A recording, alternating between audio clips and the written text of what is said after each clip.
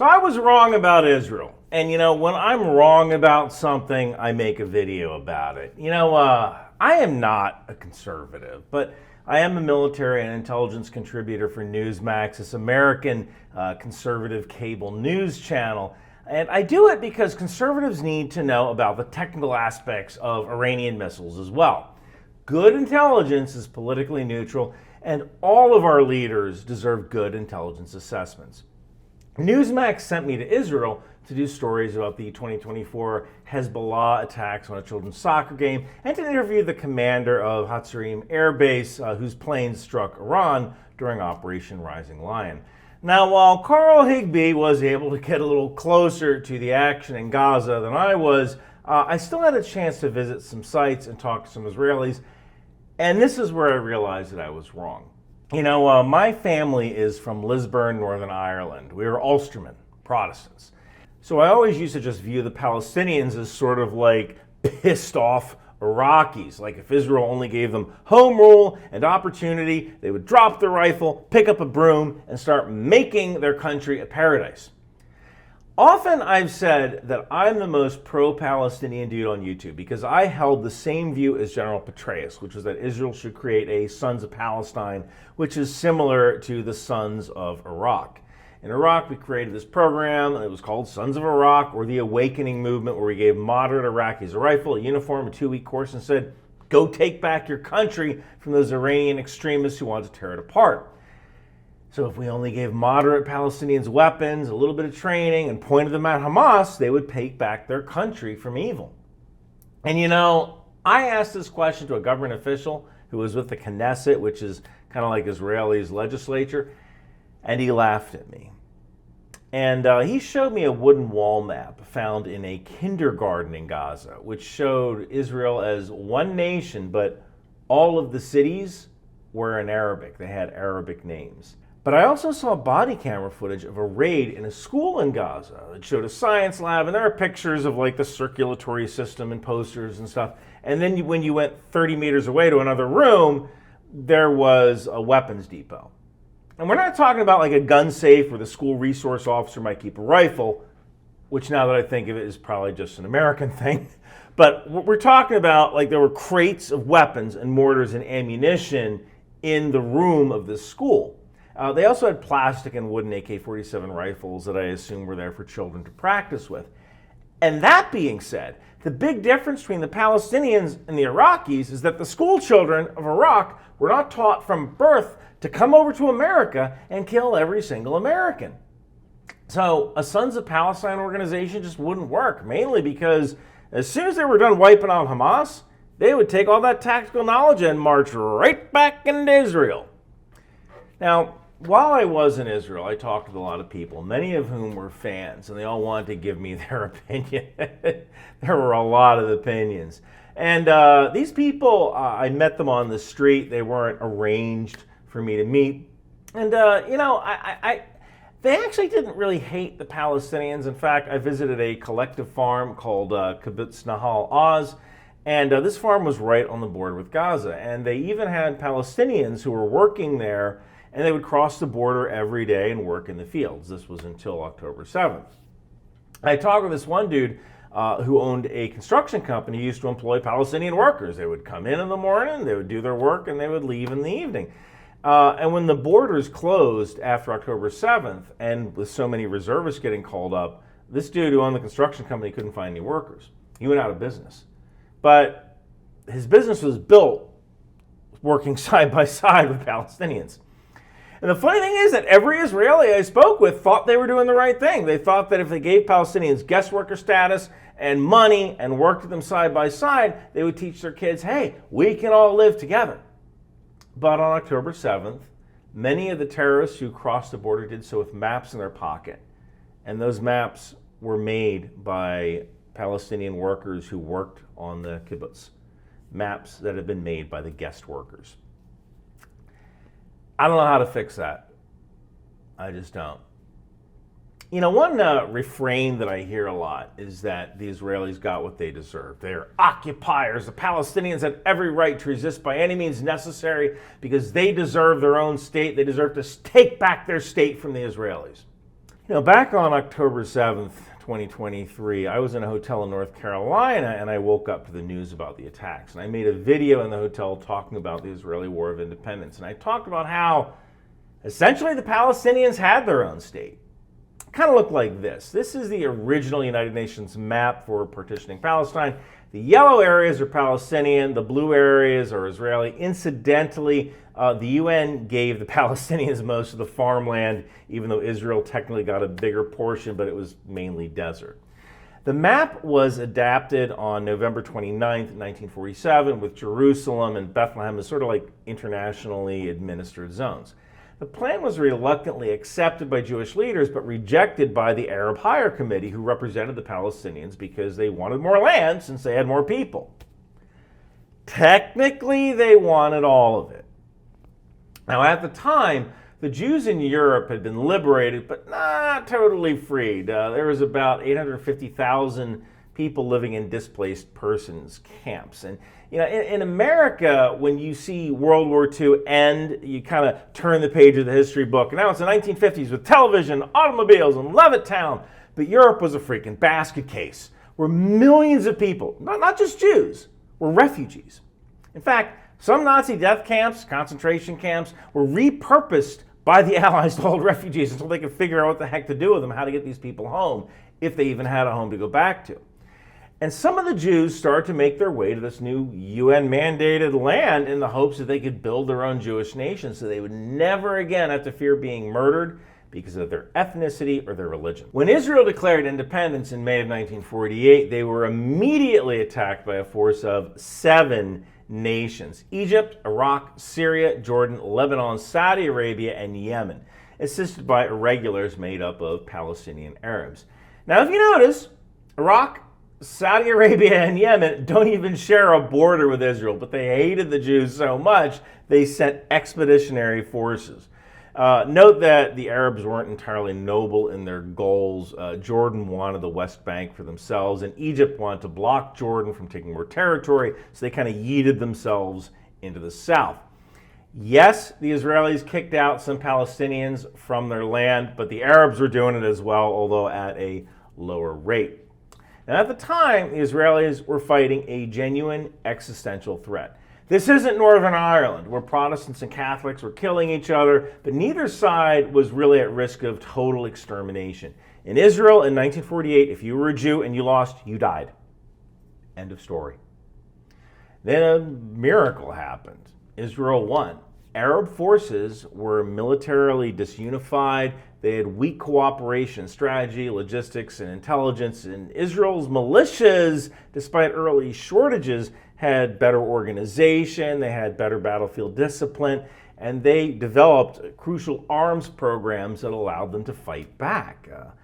The practical takeaway from all of this is that when you have someone running around shouting, "Free Palestine!" you have to wonder, did they even know there was a Palestinian homeland in 1948?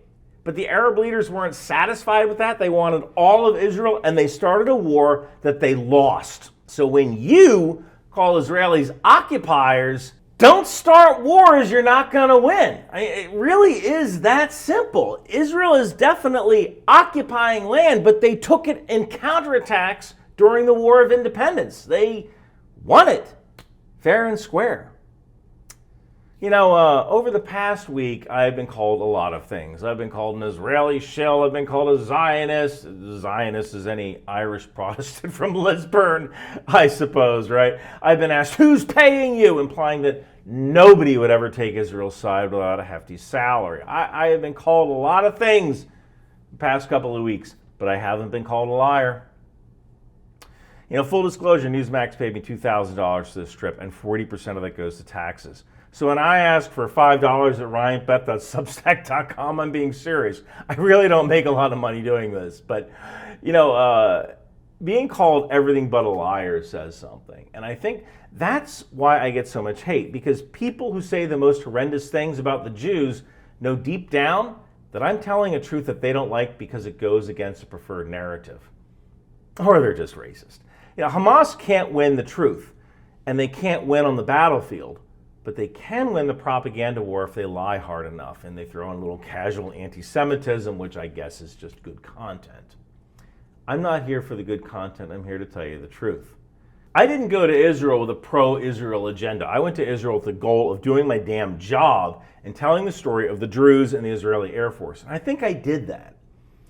You know, a few weeks before I went to Israel, the Bedouins and the Druze in Syria were fighting. In Syria, either couldn't stop it, which is bad, or wouldn't stop it, which is problematic in its own way. And you know, I didn't see Greta Thunberg get on a boat to protest the slaughter of the Druze by the Syrian Bedouin. The Druze are this ethnic and religious minority that kind of live in the north on the border between Syria and Israel, some in Syria, some in Israel. And the Druze who are in Israel, they know that their life is better in Israel than it is in Syria. In Israel, they serve in the army, they serve in the Knesset, they are regular, everyday citizens. Israel's actually a diverse country. About 20% of the population are either Arab Christians or Muslims, and everyone just kind of gets along. In fact, 5 members of the Knesset are Arab. The Speaker of the Knesset, Amir Ohana, is a gay dude. And how many openly gay men serve in the Islamic Consultative Assembly in Iran or in the Parliament of Egypt? So if you're one of those people running around talking about queers for Palestine, you might want to close that loop, because in many Arab countries you would be murdered for your sexuality. But in Israel, you're allowed to exist. You're allowed to thrive. You know, another thing I wanted to research was hunger in Gaza. After talking with the Israelis, I can say this. There is without a doubt malnutrition in Gaza. It's a war zone. People are not getting the calories they need. Is there a level of hunger that's similar to the current civil war in Sudan? Again, a place that Greta Thunberg doesn't seem to recognize. No, there's no famine like in Sudan. But in general, people in Gaza are not getting enough food or water. Some pockets are, some pockets aren't, and some people might go a day or two without food. And there's a couple of reasons for this. The first is that the security situation is not conducive to the distribution of aid. Many aid organizations refuse to operate in Gaza because it's too dangerous or because the Israelis have put too much restrictions on their operations. The second is that, at the start of the war, Hamas was stealing a lot of aid for itself. That doesn't appear to be the case anymore now, with the method of delivery that has changed with the Gaza Humanitarian Foundation, which has its own problems. But that issue is still ongoing, the theft of aid. The third issue comes from the Israeli and Egyptian side. You know, the Egyptians share a border with Gaza in Rafah. And in any other conflict, civilians would have been allowed to leave the war zone. Ideally, Israel could have created refugee camps in the Negev desert, or Egypt could have created refugee camps in the Sinai and just let all the civilians in. It just makes the job of distributing aid and medical care a lot easier. The problem is that Egypt is terrified of the Palestinians because they're associated with the Muslim Brotherhood terrorist organization. So they won't let anyone in beyond a few medical cases. And in Israel's case, the idea of opening the doors to refugees into your country, even to camps in the Negev desert in the middle of nowhere, it would get you laughed out of the room. Every time the Israelis have extended a hand in friendship, the Palestinians have tried to cut it off. The fourth problem is that Israel really did cut off aid in March of 2025 after the Hamas ceasefire collapsed, in the hopes that it would force Hamas to release more hostages and people would rise up against Hamas. Needless to say, neither of those things happened. When the aid resumed in May of 2025, the slack in the supply chain was just gone. I would also say that I've spoke with one woman at Kibbutzim Nahal Oz who said that no aid should go into Gaza until the hostages are released. Now, the Geneva Conventions are pretty explicit how you can't do that, but considering a number of civilians were killed or taken hostage at that particular kibbutz, I understand her anger. Doesn't make it right, but I understand. You can't cut off aid. War is hard and you have to obey the rules. Another thing that I talk about is the destruction that you see in Gaza. Many people assume that this destruction is due to Israeli bombs. That's only partially true. I visited the site of the Nova Music Festival where 378 partygoers and security guards were murdered. We were listening to the testimony of survivors and there was an explosion. Take me from here. I'm gonna... know. At first I thought it was outgoing artillery, and when I didn't hear the round explode, I asked about it, and they said that security forces had done a controlled detonation. There are between 350 and 450 miles of Hamas tunnels under Gaza, and that number is always getting revised as they find more. I want you to understand something here. That's larger than the New York subway system, like almost double the size. It was built over the course of 15 years at a cost of like $1 billion. And Israel has found maybe 10% of these tunnels. So whenever they find a tunnel, they blow it up. And oftentimes those tunnels are on top of houses, and the tunnel collapses, so the house collapses. I also interacted with a number of Israeli soldiers, and one interesting thing is that everybody declined to be photographed. So unfortunately, I don't have any pictures or video. But I was able to interview members of the Pere Elite Reserve Unit, and they gave me some insight into October 7th as well as the current fight on the ground. I asked these guys what their 3 primary concerns were when they step outside the wire of their patrol base, and their answers were IEDs, improvised explosive devices. Apparently these are everywhere. The second is snipers. Hamas snipers apparently work in teams of 3. Most Western snipers work in teams of 2. So with Hamas snipers, you have a sniper, you have a spotter, and you have a cameraman. Because, yeah, you want to shoot Israelis, but you also need the propaganda victory of putting it on Telegram. And the third concern they have is being captured, because they know if they're captured, they will be mistreated. And another thing people ask me is, how did Israel miss this massive attack? Their security forces are so good that they had to have known it was coming. They let it happen as an excuse for genocide. Well, the answer is surprisingly similar to why the U.S. failed to notice the September 11th terrorist attacks. We weren't looking for them. Speaking with soldiers, Israel's main concern back on October 6th, 2023, was LISCO, or large-scale combat operations with Egypt, or maybe fighting small squad-sized terrorists entering Israel. On September 10th, 2021, if you came to me and said, hey, a bunch of dudes are going to hijack a bunch of airliners and fly them into buildings, I would have laughed you out of the room, right? The notion of that is absurd. Well, imagine being some Israeli dude on a camera, and you go tell your boss that, hey, I think 2 brigades of Hamas are going to execute a coordinated attack into Israel. Right? Like, you want to risk your career on that one? So it just wasn't a scenario that people envisioned was possible. Now, when I first announced I was coming to Israel with Newsmax, I was inundated with Israelis emailing and writing me asking me to meet up, and I was shocked at the amount of generosity. Unfortunately, this was a work trip. I had a schedule, I had to make content. In the same way you just can't leave work to meet up with a friend, I can't leave my producers and security guards and go to a local bar for a cigar and a whiskey. So I really couldn't get away, but I was blown away about the generosity of the people of Israel, how everyone wanted me to come to Shabbat dinner with them, wanted me to meet their sister, which is, thanks guys, but I'm 50, right? I was shocked by Israeli culture and how hospitable it was. And also, I was shocked about how many people on the street wanted to talk to me. And nobody, not Israel, not Newsmax, told me what I had to say. Not once was I told I couldn't ask a question. Not once. But when I did ask questions, I got some answers I didn't like. First, I have to say that the guys on the ground, company level and below, are great. At the brigade level, at the government level, I don't think I've ever met a group of people who were so confident in their methods, even if they weren't working. I'm not saying the Israeli government and leadership is incompetent, but the definition of stupidity is trying the same thing over and over again, expecting a different result. Probably the biggest thing holding the Israeli military back is their lack of professional NCOs. And I have to admit that I have some bias because I was a platoon sergeant and an acting first sergeant, or if you're not in the military, what you might call a company sergeant. And I guess in Hebrew that is like a Rav Samal Rishon.